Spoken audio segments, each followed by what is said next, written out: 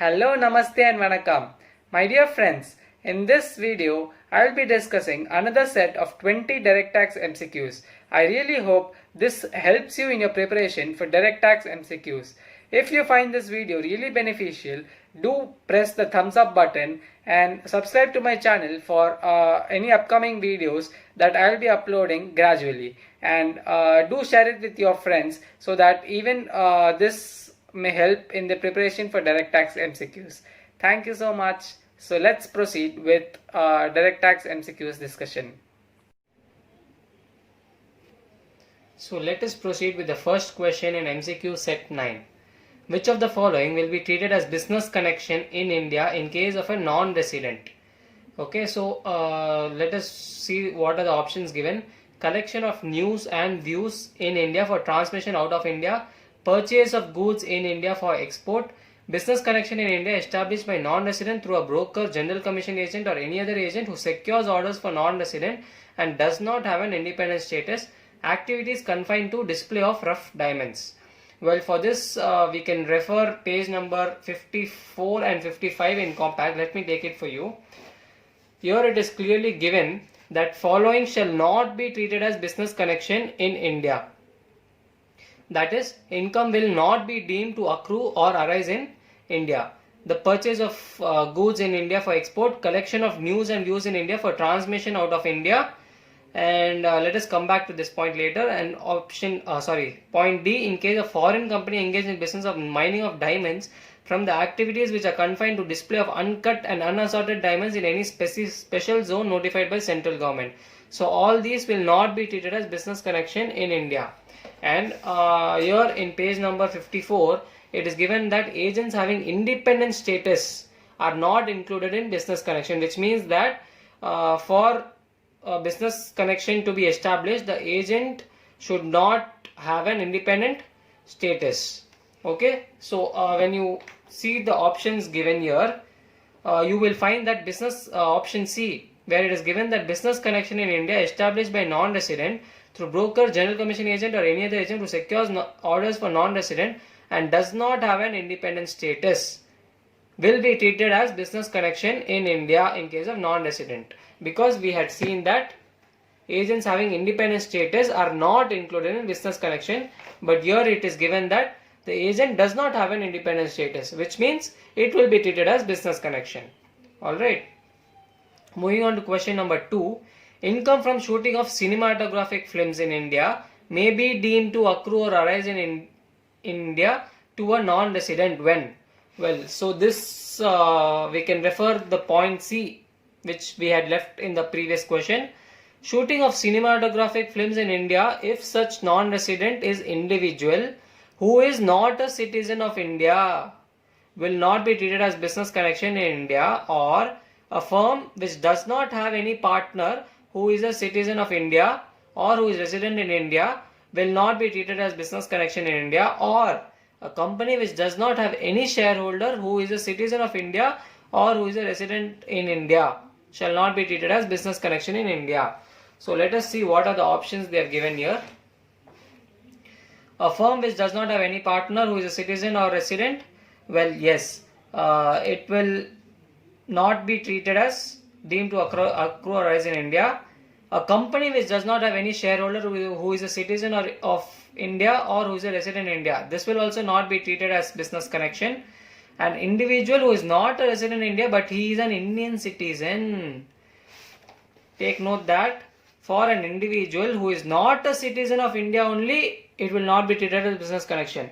But here in the option it is given that he is an Indian citizen, so it will be treated as deemed to accrue or arise in India, and hence it will be treated as business connection. Okay, so option C is correct. Moving on to the next question.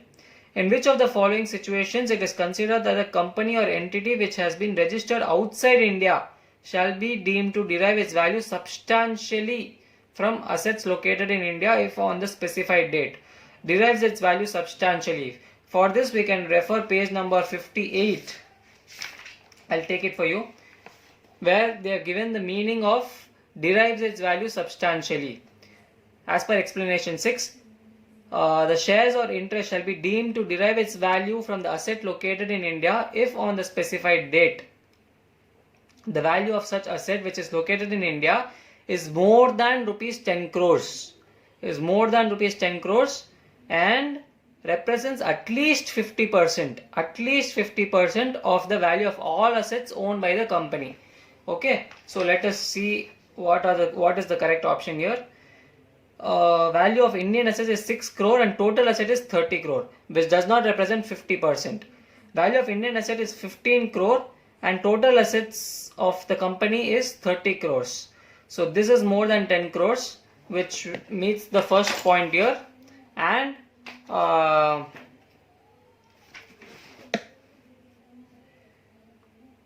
15 crores represents at least 50% of the total assets owned by the company. So both the conditions are satisfied in option B, and hence this will be the correct option. Here, since 6 crore is there, which is less than 10 crore, it does not meet one of the conditions. And here when you compare 12 crores, it is not at least 50% of the total assets of the company, and hence this option is also wrong. Correct option is option B. Alright, moving on to the next question, question number 4. Which of the following persons can apply to authority of advance ruling? Okay, so here when we take the R chapter, that is authority of advance ruling, on page number 95. On page number 95 I have taken it for you. They have given that a resident making an application involving determination of any question of law having transaction value of 90 crores, PSU whose case is pending before High Court. Resident making an application involving determination of any question of law having transaction value of 190 crores. Resident making an application involving determination of fair market value of having quantum of 190 crores. Well, so if you check on page number 96, it is clearly given that R may allow or reject application, but in following cases R shall reject the application, and one of those cases is questions involving determination of fair market value of the property, and another case is where in case of an assessee, if the question is already pending before IT authority or ITAT or High Court or Supreme Court, and in case of public sector undertaking, when the question is already pending before the High Court or Supreme Court only. That implies PSU can apply for R even if the case is pending at IT authority or ITAT, but this is not the case in case of other assessee. Okay, and if you see on this page, it is given that who can apply to R, and on point number 3 we can see that resident of class or category of persons notified by central government. And who are such persons? Central government has notified a resident in relation to his tax liability arising out of one or more transactions valuing more than or equal to 100 crores in total. And if he seeks advance ruling in relation to the tax liability of a resident applicant, then he can apply to R. Okay, considering these facts, let us see the options given and determine which is the correct option. In option number A, since the amount involved, that is a transaction value, is less than 100 crores, the resident cannot apply. And in case of PSU, since it is pending, the case is pending before the High Court, the PSU can also not apply. And resident making an application where transaction value is 190 crores, which is more than rupees 100 crores, he can apply. And resident making an application involving determination of fair market value. Well, fair market value is specifically excluded as we had previously discussed. So option D is also incorrect. Hence the correct option is option C. Okay. Moving on to the next question. That is question number 5. If a resident, that is a PSU, has made an application to authority of advance ruling referring to any issues which are pending before income tax authority or appellate tribunal, then I'll show you a point given on page number 96 that if an application is made by PSU, then IT authority or ITAT shall not proceed further, which means it will wait for the decision of R before giving any orders. And this can be seen on option number B, that income tax authority or appellate tribunal cannot give any decision in such situation till the issue is pending with R, which means that only if the issue is resolved with R, then only income tax authority or appellate tribunal can announce their verdict. Okay. So the correct option will be option B. Moving on to the next question. The authority of advance ruling shall not allow an application where the question raised in the application is well, we had already discussed this on while discussing the question number 4, that in relation to determination of fair market value, the authority of advance ruling shall not allow an application. For this, you can again refer page number 96, section 245R. Okay, so the correct option is option D. This is relatively simple question. Okay, let us proceed with question number 7. The fees for making an application to authority of advance ruling where the total value of transactions exceeds rupees 100 crores but is restricted to 300 crores is. So they are asking for the fee to make an application, and this is relatively a direct question where you can find the answer on page number 96. They have asked for amount of transaction is more than 100 crores up to 300 crores and the fees is rupees 5 lakhs. And 5 lakhs you can find on option C, and hence option C will be the correct option. Okay. Moving on to question number 8. In which of the following cases the equalization levy will be chargeable?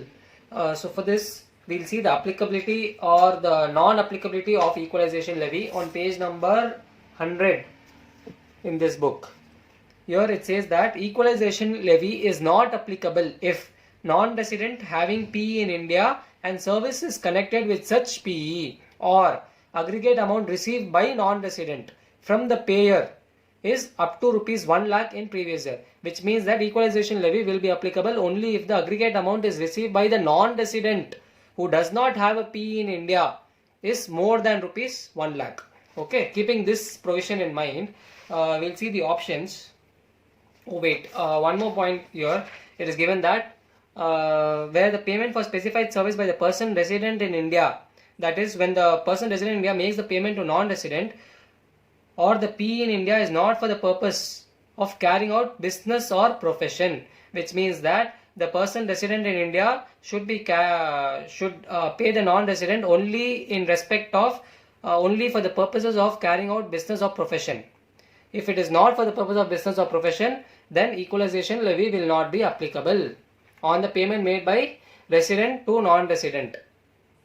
Okay, so keeping these provisions in mind, let us see the options given. When a non-resident providing a specified service has a PE in India, so if he has a PE in India, then equalization levy will not be applicable and the specified service is effectively connected with such PE. Correct. When a non-resident providing a specified service does not have PE in India and provides such service to the person resident in India carrying on business or profession, this seems the correct option. Let us see what they have in option C. When the aggregate amount of consideration received by a non-resident from providing specified service to the person resident in India carrying on business or profession does not exceed 1 lakh. Well, we have just seen that it should exceed rupees 1 lakh. So equalization levy will not be applicable. Where the payment for specified service by the person resident in India or the PE in India is not for the purpose of carrying out business or profession. We had also seen that it should be for the purpose of business or profession. So option B seems correct and is the correct option. Moving on to the next question. In relation to equalization levy, the due date for submission of statement in prescribed format is, well, you can see here it is clearly given that every assessee has to file return in form number 1 on or before 30th June of immediately following financial year, and this is given in option D, which is 30th June of the immediately following financial year. And with regard to equalization levy chapter, I would like to summarize few things for you to make it easier for you in your preparation for this chapter. There are 4 forms that is discussed in this chapter. Form 1 is for return filing, which is to be done on or before 30th June, and form number 2 is for demand notice, which will be issued by the assessing officer. Form number 3 is for any appeal that is to be made to CIT appeals, and form number 4 is with regard to any appeal that will be made to ITAT. Okay, and you can see this also, the summary, that if the assessee fails to deduct the equalization levy, then 100% of the levy will be payable as penalty, and rupees 1000 is the penalty if the assessee fails to pay the levy to the government. Here is fails to deduct. Here if he fails to pay to the government, which means that he has deducted but he fails to pay to the government, then rupees 1000. And any appeal fee to CIT appeal or ITAT, for that also rupees 1000 is the fee payable. Okay, and 100 per day will be applicable in case of penalty for late filing of return, that is after 30th June, or penalty at 100 rupees per day will also be applicable if there is a response of after 30 days of AO notice. That is, if the assessee responds to the AO notice after 30 days, which is a specified time, then rupees 100 per day penalty will be applicable. Okay, and here you can see that you can remember it as 1 year, 2 year and 3 years. For 1 year, that is intimation and rectification of mistake. You can see here that intimation has to be sent within 1 year from the end of financial year in which the return was filed. This is important, within 1 year from end of financial year in which the return was filed. And rectification of mistake, which is given here, that intimation can be amended within 1 year from end of financial year in which intimation sought to be amended was issued. So 1 year is the key year. And 2 years, that is belated or revised return. Here you can see here, belated or revised return. If assessee has not furnished the return within time limit or furnished return within time, notice any mistake, may furnish revised return. Such belated or revised return has to be furnished within 2 years from end of financial year in which specified service was provided. So this is with regard to 2 years, and for 3 years this will relate to imprisonment along with fine for false statement, and this can be referred in section 176. Here, delivers an account or statement which is false and which he either knows or believes to be false or does not believe to be true, he shall be punishable with imprisonment for a term which may extend to 3 years and with fine. So this is summarized as imprisonment along with fine for false statement for an imprisonment period of up to 3 years. Okay. So this is a small summary of equalization levy chapter. Now moving on to the MCQs. Question number 10. What among the following is treated as deemed dividend under section 222B? Well, for this you can refer page number 144 in compact, section 222B. Distribution of debentures, etc. Any distribution to its shareholders. Here the shareholders will include equity plus preference shareholders by the company of debentures, debenture stocks or deposit certificates, and any distribution to its preference shareholders only. Here it is equity plus preference. Here preference shareholders only of shares by way of bonus. Bonus can be either equity or preference shares, but any distribution to preference shareholders will only be covered in section 222B. So let us see the option. Distribution of debentures, deposit certificates to equity and preference shareholders, and bonus shares to preference shareholders. Yes, this was exactly what we had discussed in section 222B, and hence this is the correct option. Moving on to the next question, question number 11. Tara Limited. Tara Private Limited is a company in which public is not substantially interested. So immediately section 222E should come into your mind. It advanced a loan of 13 lakhs to shareholder Chanda, who holds 12% of the voting power, which is more than 10% of voting power, which is the prescribed limit under section 222E. Tara Private Limited paid corporate dividend tax at 30%. Okay. Whether Chanda is liable to pay tax under section 115 BPDA, and if yes, how much? Well, you have to note here that in case of closely held company or unlisted company, only the company will be liable to pay DDT under section 115O at 30%, and in the hands of shareholder, that is Chanda, it will be fully exempt under section 1034. Okay, so hence option D is correct option, where Chanda will not be liable to pay any tax and it will be fully exempt under section 1034. You can refer to section 222E in section on page 145 in compact. Moving on to the next question. Question number 12. Mr. Jahir, a non-resident person, received a dividend from Reliance Industries amounting to rupees 7 lakhs, from TCS Limited of rupees 8 lakhs and BPCL amounting to 3 lakhs. How much tax is payable under section 115 BBDA? Well, here you have to importantly note that section 115 BBDA is applicable only for specified resident assessee. Here you can see in compact on page number 142 that 115 BBDA, tax on dividend received by specified resident assessee in aggregate exceeding rupees 10 lakhs. Here Mr. Jahir is a non-resident and hence dividend received by non-resident from Indian company would be fully exempt in the hands of non-resident under section 1034 and section 115 BBDA will not be applicable. Okay. Moving on to the next question, question number 13. In respect of dividend received from domestic companies in excess of rupees 10 lakhs by an individual. So, referring to section 115 BBDA, which we just discussed, you have to note that no deduction under chapter 6A is allowed and no loss can be set off against such income. This is given here that no other expenditure allowed against dividend taxable under this section, means gross dividend is taxable at 10% and also no loss can be set off against such income, which means that gross dividend will be taxable at 10% under section 115 BBDA. Moving on to next question. Sumera, a dealer in jewelry, received jewelry worth rupees 16 lakhs from Priyal Shah on 9/8/2019. FMV of this jewelry on that date is 18,50,000. Okay, how much income is taxable under section 56(2)(10) in hands of Sumera?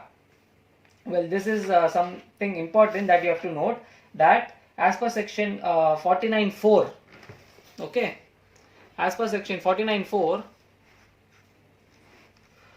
here you can see, if any person receiving any asset as gift or acquires for inadequate consideration and he is already assessed under section 56(2)(10) on FMV or SDV, then cost of acquisition of such asset shall be FMV or SDV, which was considered under IFOS under section 56(2)(10). And also you can note here that section 56(2)(10) is applicable only if the property is in the nature of capital asset of the recipient. That is, if it is stock in trade, then 56(2)(10) will not be applicable. But here it is given that Sumera is a dealer in jewelry. So, if he or she receives jewelry, it will be a stock in trade and therefore 56(2)(10) will not be applicable and hence nil income will be taxable in the hands of Sumera under section 56(2)(10). Okay. Now let us move on to question number 15. ABC Limited is a wholly owned subsidiary of PQR Limited. ABC Limited receives shares of BB Limited from its parent, that is PQR Limited, without consideration. Okay, so FMV of shares on the rate of transfer is rupees 5 lakhs. So ABC Limited is a wholly owned subsidiary of PQR Limited. Okay. So how much income is taxable under section 56(2)(10)? Well, actually you have to note that 56(2)(10) will not be applicable in this case itself, because when you refer page 65, where in note 1 they have given that money or property shall not be taxable if it is received by this last point by way of transaction not regarded as transfer. Under clause 4, which is currently applicable for this question, under clause 4 of section 47, which you can refer here, that transfer of capital asset by holding company to its subsidiary company or subsidiary company to its holding company, provided the following conditions are satisfied. What are the conditions? Holding company holds 100% shareholding of subsidiary company, which means the subsidiary should be a wholly owned subsidiary by the holding company, and the transferee company should be an Indian company. Okay, and this exemption is not allowed if capital asset is transferred as stock in trade, which means that the capital asset should not be transferred as stock in trade Okay, and hence since ABC Limited is a wholly owned subsidiary of PKR Limited and the transferee company is a Indian company, section 56 210 will not be applicable and no income will be taxable. Therefore option B is correct. Moving on to question number 16, Mr. Raghu made the following investments. What is the requirement? What will be the maximum allowable deduction under section 80C?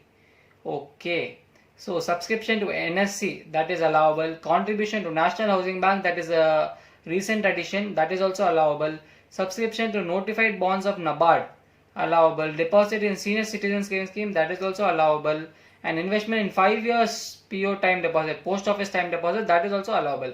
So all these amounts which will be restricted to 1,50,000 will be allowable. So 40 plus 20, 60, 90, 130 and 150. So it is correctly 1,50,000 and therefore the entire amount of investments will be allowed as deduction under section 80C. Okay, and anyway they have asked the maximum allowable deduction, so which will be 1,50,000 only. So therefore option A is correct. Moving on to question number 17. Cooperative society, not a consumer cooperative society. There is a difference between normal cooperative society and a consumer cooperative society. Engaged in the business of printing and packaging, earned a profit of rupees 4 lakh. Deduction under section 80P. For section 80P you can refer page 202 in compact, where they will be talking about the deduction which is allowed to a cooperative society and a consumer cooperative society. A cooperative society will be allowed maximum 50,000 deduction and a consumer cooperative society will be allowed a maximum of rupees 1 lakh deduction. And since in this question we are talking about cooperative society only, the deduction under section 80P will be rupees 50,000 and not rupees 1 lakh or any other amount. Okay. Moving on to next question, question number 18. For making an application to the settlement commission, limit for additional income tax will be how much lakhs for the taxpayer who is the subject matter of search, and the limit of how much lakhs should be applicable to entities related to such taxpayer who is also the subject matter of search. So for this we should refer to the provisions relating to income tax settlement commission, which is given on page number 296 in compact. You can see here that the additional amount of income tax on the income disclosed in application should be more than 50 lakhs in case of raid cases and 10 lakh in other cases. Okay, and there's a note given here that if as a consequence of search on a particular person, the other person related to the first person is also searched, then such other person can make an application to settlement commission by paying additional tax of more than 10 lakhs instead of 50 lakhs. So therefore, in case of the taxpayer, the limit for additional income tax will be rupees 50 lakhs, and in case of entity related to such taxpayer, the limit of additional income tax will be 10 lakh, and therefore 50 and 10, this is the correct option, that is option A is correct. Moving on to the next question. Tax payable in pursuance of an order passed by settlement commission has to be paid before the expiry of how many days from the receipt of final order in order to avoid interest. This you can see on page number 298. It is clearly given in this note that within 35 days from the date of receipt of order, the assessee should pay tax. If tax paid after 35 days, then interest at 1.25% per month or part of month shall be applicable from 36th day, and therefore the tax has to be paid before the expiry of 35 days from the receipt of final order in order to avoid interest at the rate of 1.25% per month or part of the month, and therefore option C is correct. The last and final question in this set of MCQs. Settlement Commission, with a view to rectifying any mistake apparent from records, may amend any order passed by it. Within a period of how many months from the end of the month in which the order was passed? Well, for this also you can refer on page number 298 in compact, that in respect of rectification of mistakes, if there is any mistake apparent on record in order of ITSC, that is Income Tax Settlement Commission, then ITSC can rectify it within 6 months from the end of the month in which the order was passed, or an application for rectification has been made by the assessee or CIT or TCIT. So therefore 6 months, within a period of 6 months from the end of the month in which order was passed, is the correct option. So my dear friends, this is the end of another set of discussion of 20 MCQs. I really hope you found this video beneficial. If yes, do press the thumbs up button, subscribe to my channel and share it with your friends so that this may assist them in their preparation for direct taxes. Thank you so much.